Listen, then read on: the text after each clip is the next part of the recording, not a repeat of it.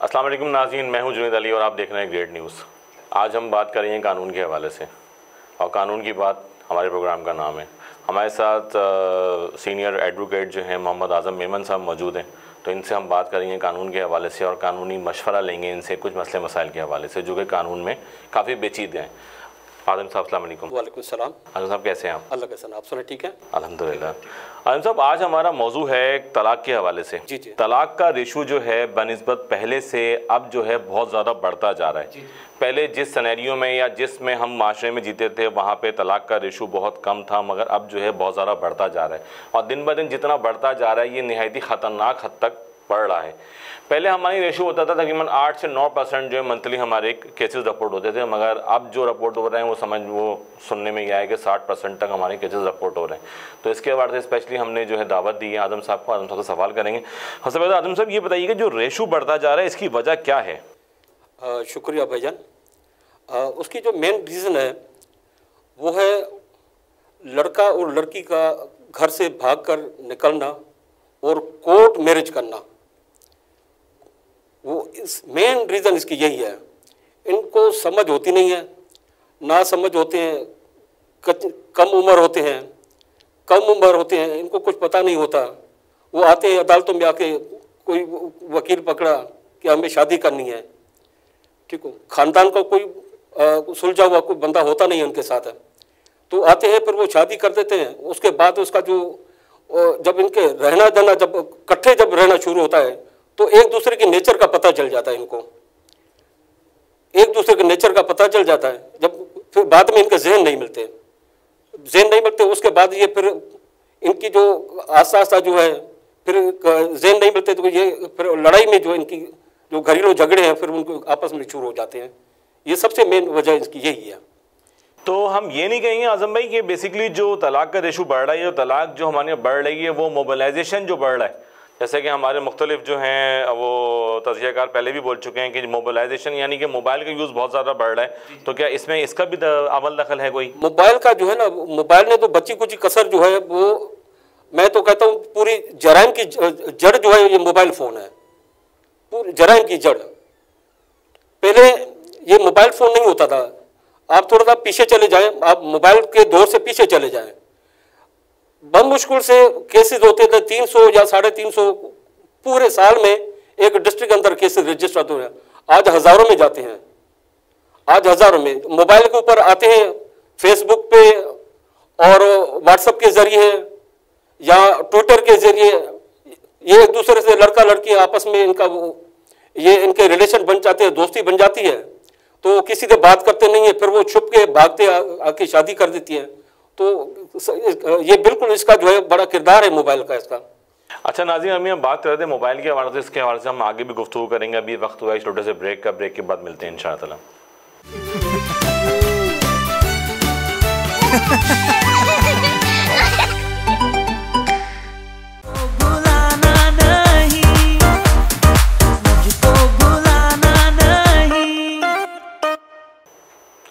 Welcome back नाज़रीन। Basically हम बात कर रहे थे मोबिलाइजेशन पे, तलाक़ के हवाले से एक टॉपिक था। आज़म भाई हमारे साथ हैं जो कि सीनियर एडवोकेट भी हैं हाई कोर्ट के। अच्छा आज़म भाई, मेरा एक क्वेश्चन आप ये था कि तलाक़ के बाद जो बच्चों की मेंटेनेंस यानी कि जो खर्चा होता है उसके बारे में कानून क्या कहता है हमारा? उसके लिए कानून है, सादा सा सीधा है, फैमिली कोड एक्ट बना हुआ है जो पार्लियामेंट ने मंजूर किया हुआ है। वो बच्चों के भी राइट्स हैं, बच्चों के भी हुकूक हैं। ऐसा ना हो कि शोहर ने तलाक दे दी और वो बरियल ज़िम्मा हो गया, वो बरियल ज़िम्मा नहीं होता। बच्चों का मेंटेनेंस जब तक मेजर नहीं होता तो बाप जो है वो ड्यूटी बाउंड है बेटे का खर्चा उठाने का। और बेटी है, मैं फिर आता हूँ फिर बच्ची के ऊपर बाप इतना ड्यूटी बाउंड है कि जब तक वो बच्ची की शादी नहीं होती, तो अगर वो तलाक भी हो जाए, जब तक शादी नहीं होती तब तक उसका पूरा शादी का खर्चा भी वो बाप जो है वो खर्चा देने का पाबंद है। अच्छा, हक महर के हवाले से हमारा कानून क्या कहता है, जरा बताइएगा। हकमर जो है, हकमर औरत का जो है वो राइट है। वो जैसे ही निकाह होता है उसके अंदर इस्लामी शरीय उसूलों के मुताबिक वो हकमर रखा गया है, हकमर रखा गया है। तलाक दे देगा तो फौरन उसने हकमर अदा करना है। शोहर वो ड्यूटी बाउंड है, अपनी बीवी को जिसको तलाक दे रहा है फौरन उसको हकमर देने का पाबंद है। अगर वो इन केस अगर वो हकमर नहीं देता तो खातून के पास राइट है वो जाके अदालत का दरवाजा खटखटाए, हकमर और जो उसके घर के जो जहेज का सामान होगा, साथ साथ जो जहेज का सामान होगा उसका जाके फैमिली कोर्ट में जाके केस दाखिल करे, हकमर के लिए भी और जहेज के सामान के लिए भी। वो पूरा पूरा उसको अदालतें या हमारे अदालतों हमारे खातून को दिला देती है। अच्छा ये बताइएगा, अभी आप बात कर रहे थे आदम साहब के, जैसे कि अभी आपने जिक्र किया हक महर का और जहेज के सामान को। हक महर और जहेज के सामान के अलावा औरत किस किस चीज़ पे अपना हक वो मतलब दायर कर सकती है कानून में हमारे? हाँ वो शुक्रिया जुनैद, ये बड़ा ज़बरदस्त अहम सवाल है, बड़ा अहम सवाल है। इसकी तरफ शायद बहुत लोग कम जाते हैं और ना होने के बराबर जाते हैं। उसका मैं आपको बता देता हूँ कि अगर शोहर तलाक देता है, ऐसा नहीं है कि वो सिर्फ उसने हकमर दे दिया और बाकी उसका खातून का कुछ नहीं गया। औरत के पास राइट है, ये मैं अभी भी इस चैनल के थ्रू मैं अभी भी ओपनली, मैं बिल्कुल ओपनली कह रहा हूँ और एक कानूनी बात आपको बता रहा हूँ। खातून उसके बाद मुकम्मल राइट है वो जाके अपने जो उसको कहते हैं डैमेजेस, वो अपना डैमेजेस क्लेम कर सकती है। डैमेज की कोई लिमिट नहीं है, करोड़ों रुपयों में, क्यों कि उसकी जिंदगी तबाह हो जाती है। अगर वो बगैर किसी वजह के कोई जाके वो किसी औरत की जिंदगी कोई शोहर तबाह कर देता है तो हमारे पास डिफामेशन का कानून मौजूद है। वो जाके अपना बिल्कुल डिफामेशन का कानून मौजूद है, उसकी लिमिट कितनी भी हो, करोड़ों रुपया जो अपना वो क्लेम कर सकती है। फिर अदालत देखती है कि आया कि उसको कितना औरत को नुकसान हुआ है, तो ये फिर अदालत को देखना है कि इसको कितना है, वो बिल्कुल अदालतें दिला देती हैं। हमारे यहाँ कानून मौजूद है और अदालतों को और औरतों को चाहिए कि अगर मर्द बगैर किसी वजह के तलाक देता है तो वो बिल्कुल डिफामेशन का एक लीगल नोटिस भेज दे, 15 दिन का उसको लीगल नोटिस दे दे और उसके बाद जो है अगर वो नहीं करता, उसकी तलाफी नहीं करता, वो हाई कोर्ट, सेशन कोर्ट में जाके अपना खातून जाके अपना केस दाखिल कर सकती है।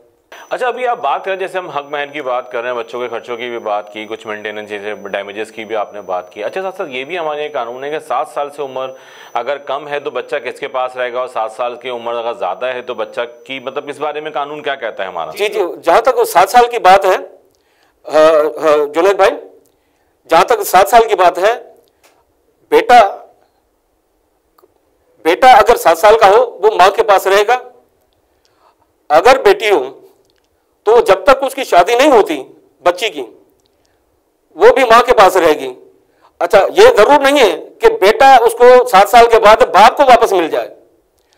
अगर खातून बच्चे की जो मां है, जो बेटे की मां है, अगर उसको प्रॉपर उसको मेंटेन कर रही है, तालीम दे रही है, पूरा उसको फिजिकली मेंटेन किया हुआ है, तो फिर बाप को नहीं मिलेगा। इसके लिए भी बहुत सारी रूलिंग्स हैं। अदालतों ने फिर भी बाप को बेटे की कस्टडी नहीं दी है, वो मां को ही पास ही रखी है, क्योंकि उन्होंने प्रॉपर मेंटेन किया हुआ है और बाकायदा उन्होंने तालीम दी हुई है।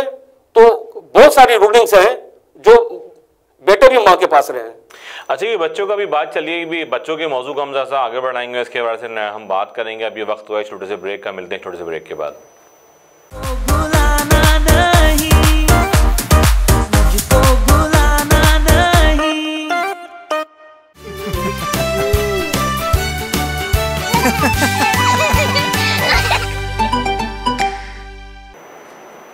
ब्रेक के बाद आप लोग वापस आ गए हैं, खुशामदीद कहते हैं आपको। अच्छा, हम बात कर रहे थे तलाक के हवाले से, जो शरिया लॉ हमारे यहाँ है उसके हवाले से बात कर रहे थे। हमारे साथ आज़म ऐमन साहब जो कि सीनियर एडवोकेट भी हैं हाई कोर्ट के, वो साथ शामिल हैं, हमारे शामिल गुफ्तगू हैं।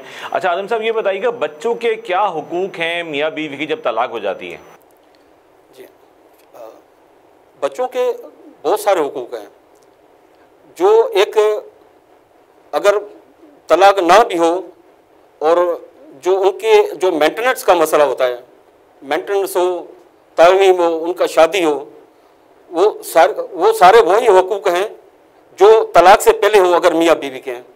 लेकिन बाप जो है वो ड्यूटी बाउंड है, बाप ड्यूटी बाउंड है कि इनकी शादी और इनकी तालीम और इनका खर्चा जो है वो बाप अदा कर ले, वो बाप ड्यूटी बाउंड है।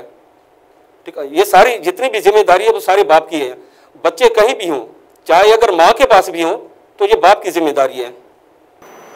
अच्छा ये बताइएगा, ये शौहर के क्या हुकूक हैं? हम अभी तो तलाक और सब चीज़ों की बातें कर रहे हैं, हम मेंटेनेंस की भी बात कर रहे हैं, बच्चों की भी बात कर रहे हैं, तो शौहर के क्या हुकूक हैं? अगर बीवी जो है जाके रूठ के मैके बैठ जाती है, कोई भी वजह बना लेती है, तो क्या कानूनी जाराजोई कर सकता है वो शौहर?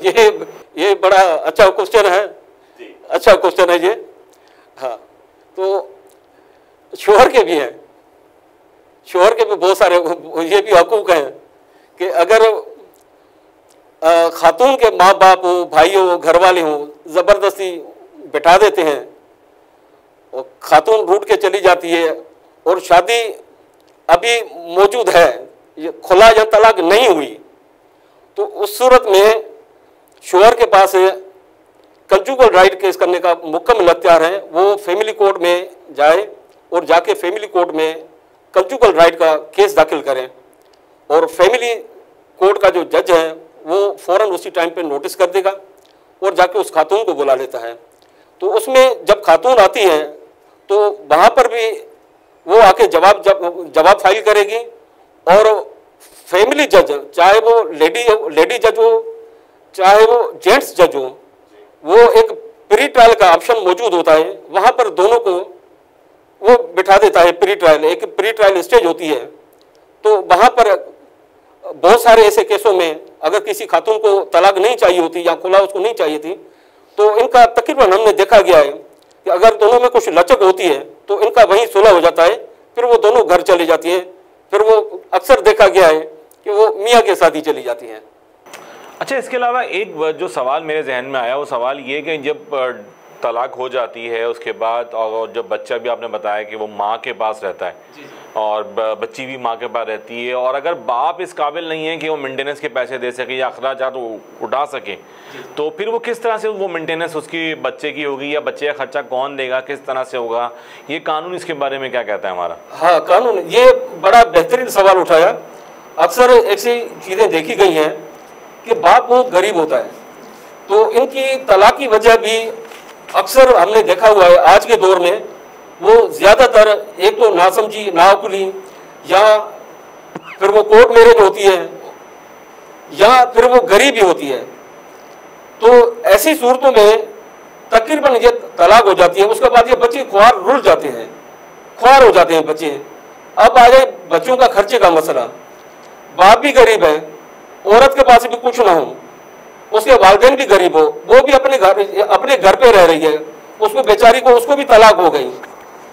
अब बच्चे हैं बेकसूर, बच्चे मासूम हैं, तो बच्चों के अखराजात के लिए हमारे यहाँ एक बैतुल माल है कि वो खातून जाए फैमिली कोर्ट के अंदर, पाकिस्तान बैतुल माल को पार्टी बनाए और अदालत को मुकम्मल अख्तियार है कि जिस तरह वो बाप को डायरेक्शन देती है कि आप जाके बच्चों का खर्चा दे दें, इसी तरह पाकिस्तान बैतुल माल को डायरेक्शन मिल जाती है कि बच्चों का जो है बैतुल माल जो है वो बच्चों का खर्चा उठा दें। अच्छा, ये अक्सर लोगों को बहुत कम मालूमात है जी। मैं उन लोगों को इस चैनल के जरिए उन लोगों को ये मालूमात दूंगा कि अगर बाप गरीब है जी जी और बच्चों का कसूर नहीं है, सही है, बच्चों की अखराजात नहीं है, उनको अखराजात देने हैं, बिल्कुल, बाप भी नहीं देता, रिश्तेदार भी नहीं देता, मामू नाना या कोई ऐसे कोई रिश्तेदार वो भी नहीं करते जी, फौरन ऐसी औरतों को फौरन फैमिली कोर्ट में जाना चाहिए और बैतुल माल को, पाकिस्तान बैतुल माल को पार्टी बनाए और फैमिली कोर्ट के जज को मुकम्मल अख्तियार है कि वो सारा का सारा खर्चा जो है वो बैतुल माल बच्चों का अदा करें। अच्छा, बैतुल माल के हवाले से अभी हम रोकते हैं इसको, थोड़ा सा गुफ्तगू को अपनी यहाँ पे, और इसको दोबारा कंटिन्यू करेंगे। अभी छोटा सा एक ब्रेक का वक्त हुआ है, कहीं में जाइएगा, हमारे साथ रहिएगा। बेसिकली आज का जो मौजू है प्रोग्राम कानून के साथ, कानून के बाद में, आज का जो मौजू है कानून की बात में, वो स्पेशली जो है वो तलाक़ का मौजू है। और कानून क्या कहता है इसके बारे में, क्या आसानियाँ हैं, क्या दुश्वारियाँ हैं, इसके बारे में हम आज़म मेमन साहब से बात कर रहे हैं। कहीं में जाइएगा, हमारे साथ रहिएगा, स्टे ट्यून।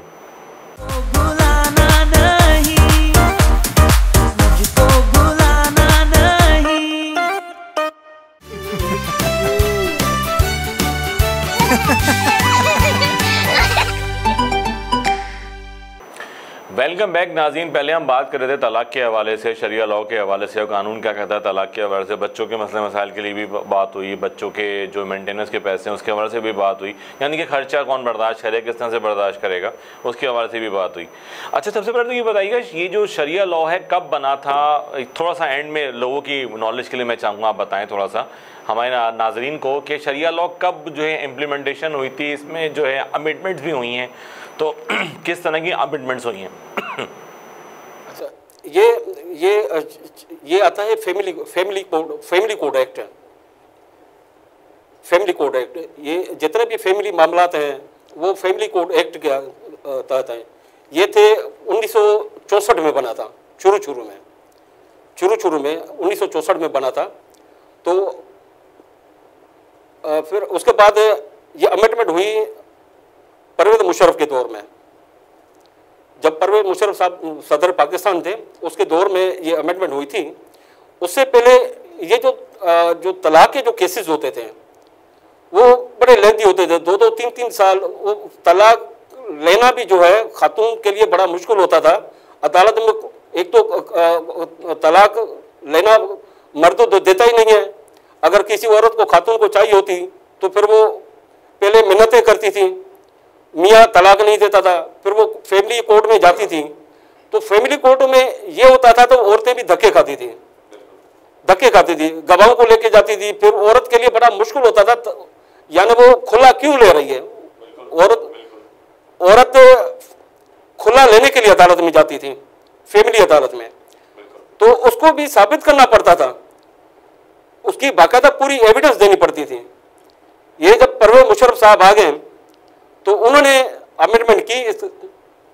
तो जब अमेंडमेंट की तो बहुत आसान बना दिया, यहाँ तक कि इतना आसान बना दिया कि जो 3-3, 4-4 साल जो फैमिली एक्ट के तहत, जो पुराना जो फैमिली एक्ट के तहत जो केसेस चलते थे खुला के लिए, तो इतना आसान कर दिया कि वो जो केसेस हैं वो शॉर्ट टाइम में जवाब आ जाए, खातून आ जाए अदालत में, खातून आ जाए और नोटिस चला जाए वहां पर उसके मियाँ को, वो अदालत में आता था।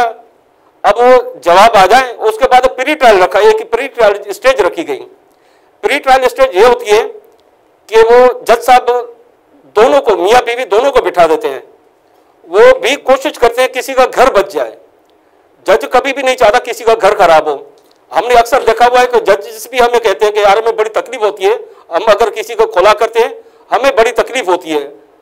जजेस को भी, हमें भी तकलीफ होती है, वकीला को भी तकलीफ होती थी, अभी भी होती है। हम भी नहीं चाहते किसी का घर खराब हो, लेकिन अगर खातून है उनका ज़हन नहीं बन रहा।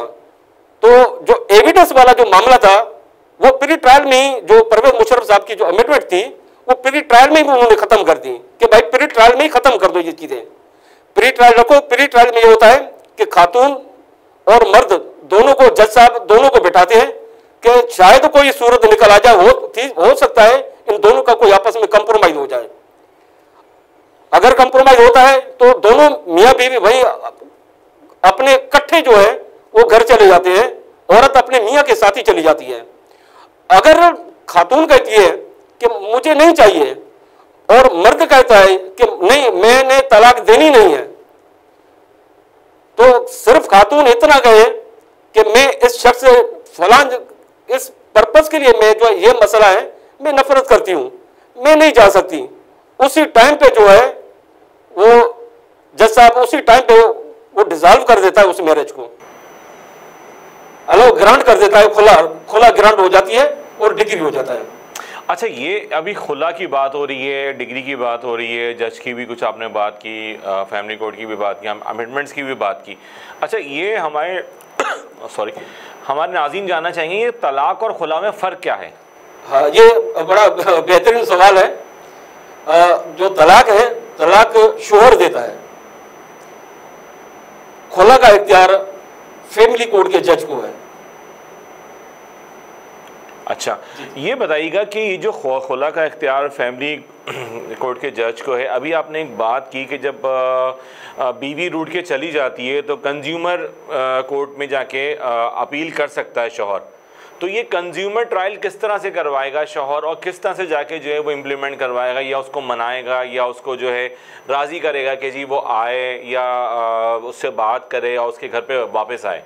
ये किस तरह से करेगा शौहर? अपील मैं सबसे पहले आपको ये थोड़ा सा आपको बता दूं, वो अपील जो है कंज्यूमर कोर्ट में नहीं होती। अच्छा, अपील एक तो खुला की अपील ही नहीं है।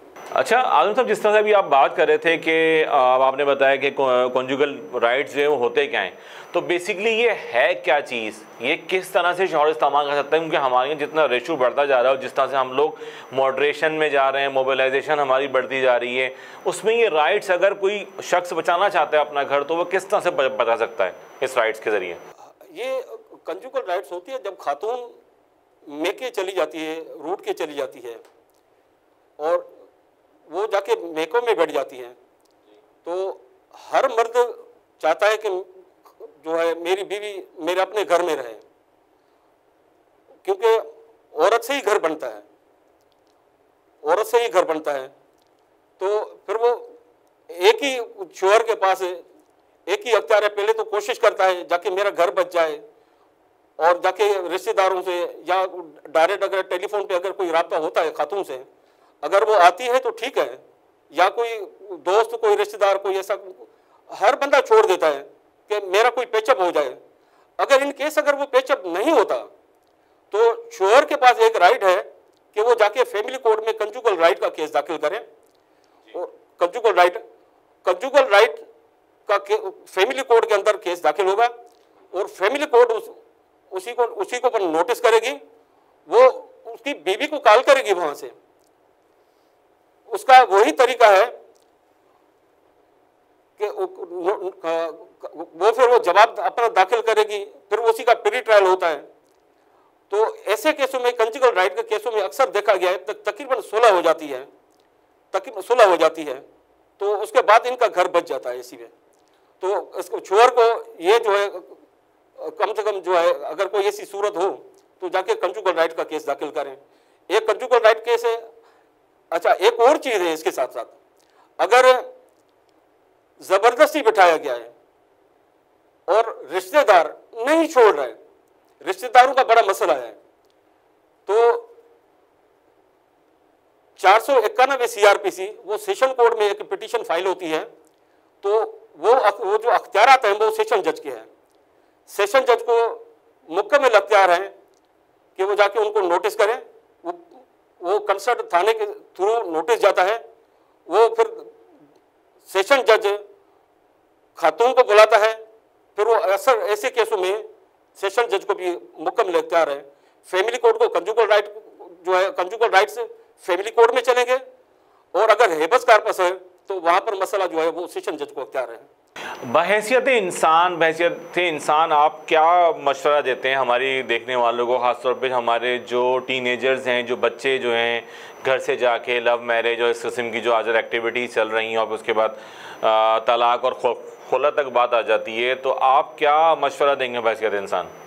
सर, जहाँ तक टीनेज का मसला है, तो मैं तो इसको कहूँगा कि ये मुआशरे के लिए बहुत ख़राब चीज़ है, बहुत ख़राब चीज़ है। अच्छा, इसकी जो ये शुरुआत होती है मोबाइल फ़ोन से, या फिर इनके रिलेशंस हो जाते हैं कॉलेजों में, स्कूलों में, मोहल्लों में रिलेशंस बन जाते हैं लड़के लड़कियों के।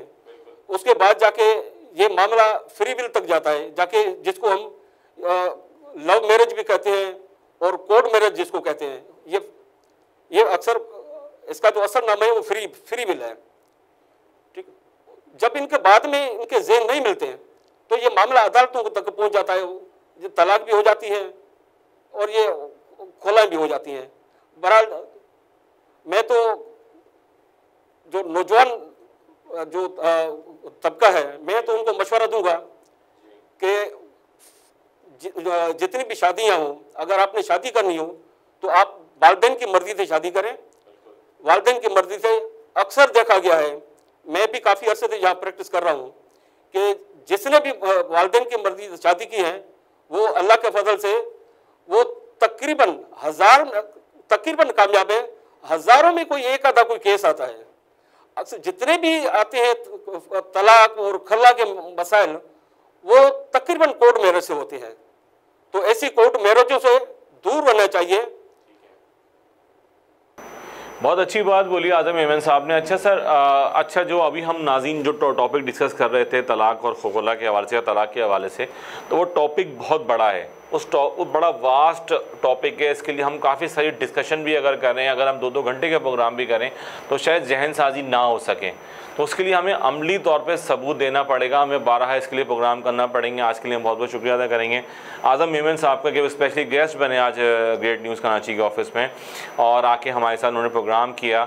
और इंशाअल्लाह हम नेक्स्ट टाइम भी सर आपको वेलकम कहेंगे और नेक्स्ट टाइम भी हम चाहेंगे इसी टॉपिक पर, इसके अलावा जो और भी टॉपिक्स हैं उसके हवाले से हम आपसे बातचीत गाय बगाए करता रहें। फ़िलहाल जो है प्रोग्राम का वक्त ख़त्म हुआ है। इस उम्मीद के साथ, इस यकीन के साथ कि हमें अपने वालिदैन के कहने पे चलना है, हमें अपने माशरे को संभालना है और हमें एक अच्छा मैसेज देना है अक़वाम आलम को कि हम बीइंग अ मुस्लिम, जो हमारे नबी ने हमें सिखाया है उस पर हमें इम्प्लीमेंट करना है। इस उम्मीद के साथ कि इंशाअल्लाह हम सब अच्छा करेंगे, बहुत अच्छा करेंगे। पाकिस्तान जिंदाबाद।